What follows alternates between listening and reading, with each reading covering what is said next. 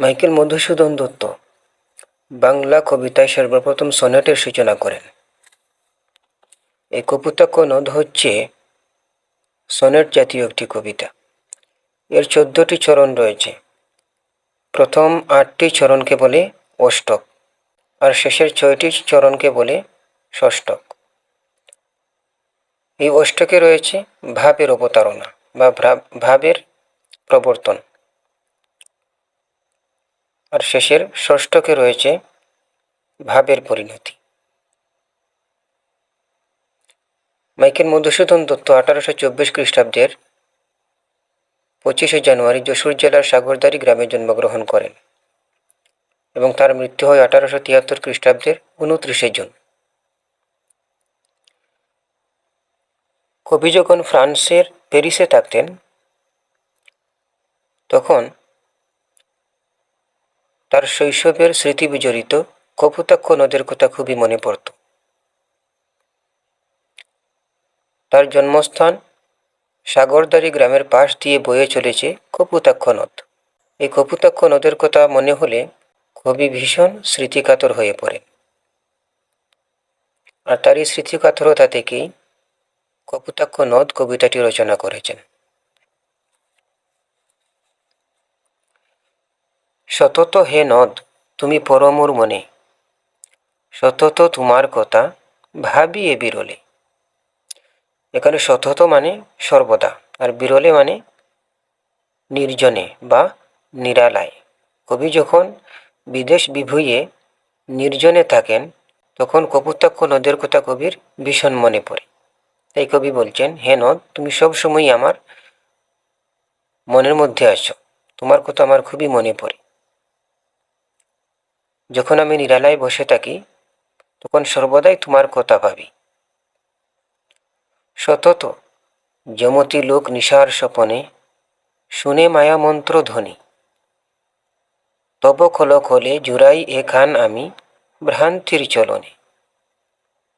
এখানে ভ্রান্তির ছলনে মানে ভুলের ছলনায়। মানুষ যেভাবে রাত্রে স্বপ্নে মায়া মন্ত্রধ্বনি শুনে, কবিও স্বপ্নের মধ্যে তেমনিভাবে কপোতাক্ষ নদের জলের কলকল ধ্বনি শুনতে পান। তারপর কবি যখন স্বপ্ন থেকে জাগ্রত হন তখন বুঝতে পারেন যে এটা আসলে তার একটা মনের কল্পনা বা ভ্রান্তি। বহু দেশে দেখিয়াছি বহু নদ দোলে, কিন্তু এ স্নেহের তৃষ্ণা মিটে খার জলে। কবি বলছেন যে কবি বিশ্বের বিভিন্ন দেশে ভ্রমণ করেছেন, বিভিন্ন দেশের বিভিন্ন নদ নদী দেখেছেন, কিন্তু সেই সমস্ত নদীর জল কবি তৃষ্ণা মিটাতে পারেনি। কপোতাক্ষ নদের জলের মতো কবিকে তৃপ্তি দিতে পারেনি। দুগ্ধ শ্রুতরপি তুমি, দুগ্ধ শ্রুত রূপী তুমি জন্মভূমি স্তনে। কবি বলছেন যে কপোতাক্ষ নদ জন্মভূমির স্তন থেকে দুগ্ধের স্রোতের মতো বয়ে চলেছে। অর্থাৎ কবি বাংলার মাটিকে জননীর স্তন হিসেবে কল্পনা করেছেন, তাই তাকে বলছেন জন্মভূমি স্তন। আর স্তন থেকে যেভাবে দুগ্ধের স্রোত বাহির হয়, তেমনিভাবে কবি বলছেন যে বাংলার মাটির স্তন থেকে দুগ্ধ স্রোতের মতো কপোতাক্ষ নদ বাংলার বুক চিরে বয়ে চলেছে। আর কি হে হবে দেখা। কবি এখানে এক ধরনের হতাশা বা এক ধরনের সন্দিহান যে তার প্রিয় কপোতাক্ষ নদের সাথে কি তার আর দেখা হবে। যতদিন যাবে প্রজারূপে রাজরূপ সাগরের দিতে বাড়িরূপ কর তুমি। কবি বলছেন যে যত দিন যাবে এই কপোতাক্ষ নদ প্রজা হিসেবে রাজার রূপ সাগরকে কর দিতে থাকবে। কি দিয়ে কর দিবে? বাড়িরূপ কর তুমি। বাড়ি মানে জল। প্রজা যেভাবে রাজাকে কর দেয়, কবি বলছেন যে যতদিন যাবে সব সময় কপোতাক্ষ নদ প্রজা হিসেবে তার জলকে রাজরূপ সাগরকে কর দিতে থাকবে। এ মিনতি গাবে বঙ্গজনের কানে সখে সখারিতে।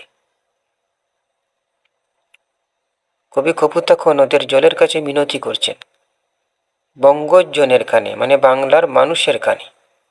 সখে সখারিতে নাম তার।